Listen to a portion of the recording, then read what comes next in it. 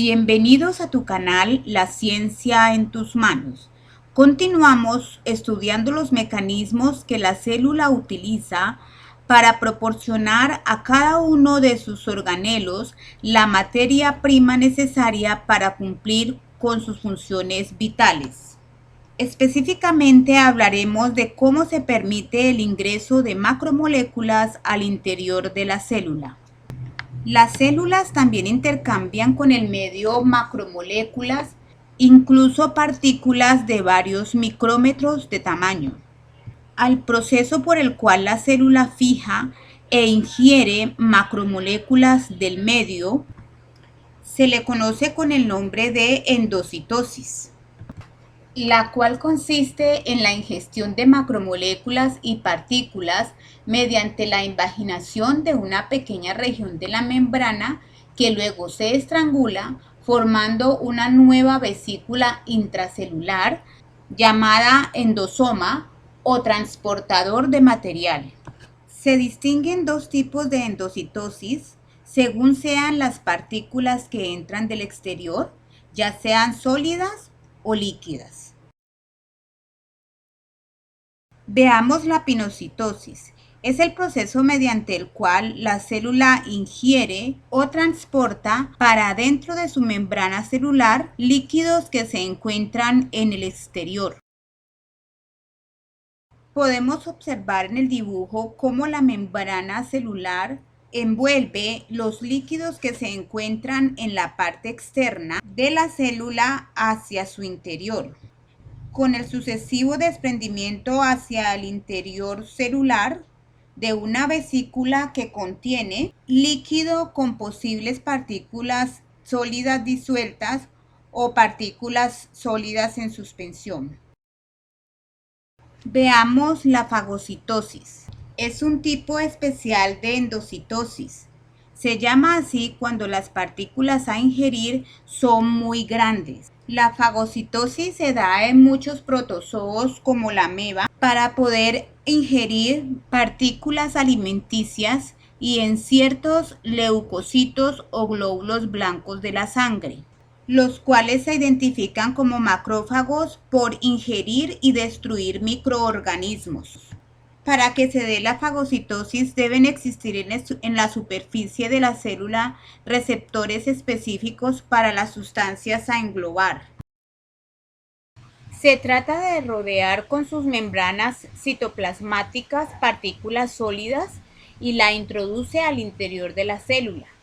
Esto se produce gracias a la emisión de pseudópodos alrededor de la partícula o microorganismo, hasta englobarla completamente y formar alrededor de él una vesícula que recibe el nombre de fagosoma, la cual se fusiona posteriormente con lisosomas para ser degradado. El macrófago que observamos en la gráfica se encarga de fagocitar partículas grandes y de destruir los antígenos y las células que los transportan, los cuales son presentados a los leucocitos, células que se hallan presentes en la sangre y en los tejidos linfáticos, iniciándose de esta manera el proceso inmunológico o de defensa del organismo.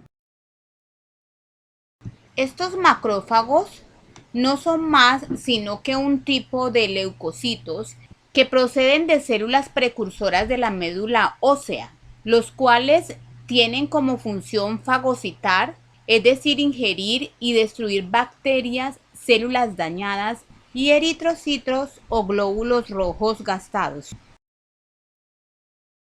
Ahora veamos la exocitosis. La exocitosis consiste en la fusión de vesículas intracelulares con la membrana plasmática y la liberación de su contenido al medio extracelular.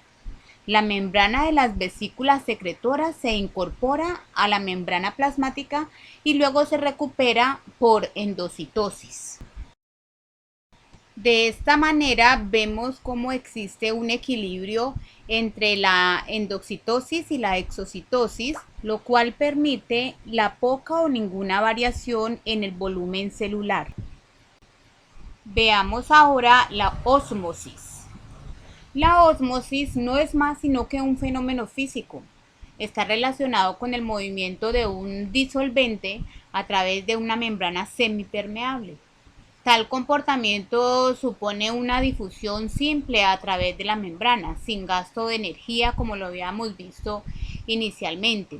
La ósmosis del agua, por ejemplo, es un fenómeno biológico importante en el metabolismo celular de los seres vivos. El agua pura tiene la concentración de agua más alta posible, pero cualquier sustancia que se le pueda añadir al agua pura desplaza algunas moléculas de agua, por lo cual decimos que en esta solución resultante hay menos concentración de agua. Es decir, el agua no está 100% pura. El proceso de la ósmosis en la difusión del agua a través de las membranas con permeabilidad diferencial tiene unos efectos muy importantes sobre las células. Ilustremos a través de un ejemplo sencillo. Si colocamos una solución de azúcar en una bolsa y luego la sumergimos sellada en agua pura, la bolsa, como una membrana muy simple, con permeabilidad diferencial, podría tener poros apenas lo bastante grandes como para dejar pasar el agua, pero lo suficientemente pequeños como para ser impermeable a las moléculas de azúcar, es decir, no permitir el paso de ellas. Sería la manera de ilustrar una célula sumergida en una solución con una concentración más baja de materiales disueltos, fuera de la célula que dentro de ella.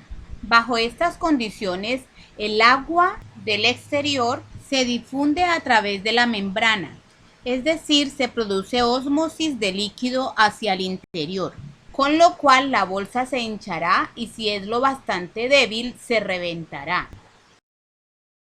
La ósmosis del ejemplo anterior se ha llevado a cabo en una solución hipotónica. Una solución hipotónica es aquella que tiene menor concentración de soluto en el medio exterior en relación al medio interior de la célula. Podemos mirar en el dibujo, el agua es transportada al interior de la célula.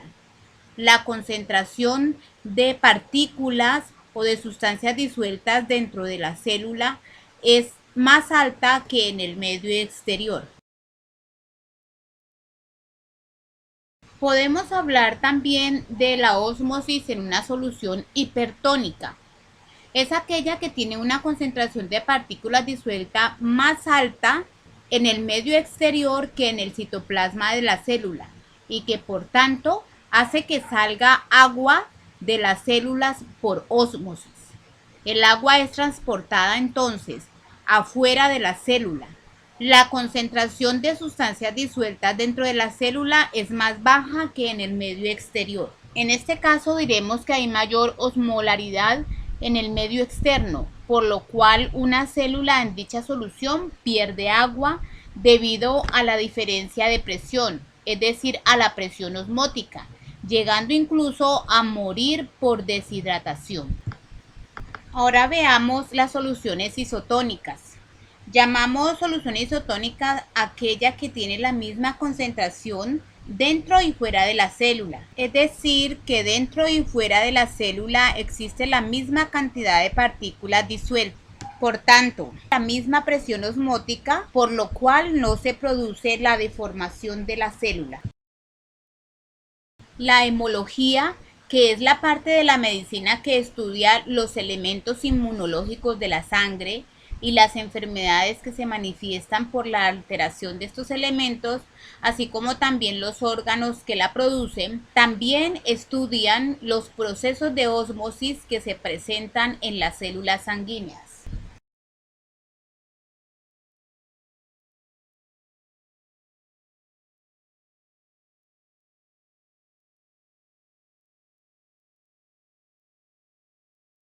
En los dibujos puedes observar células sanguíneas en diferentes medios y sus reacciones. Identifica y describe cada uno de estos medios y las reacciones de los glóbulos rojos en tu cuaderno. Los dedos y las manos arrugadas cuando pasamos mucho rato en contacto con el agua tendrán alguna relación con lo que hemos visto en esta clase de hoy. Consulta y explica en tu cuaderno. Espero este video haya sido un gran aporte para ti y nos vemos en el próximo.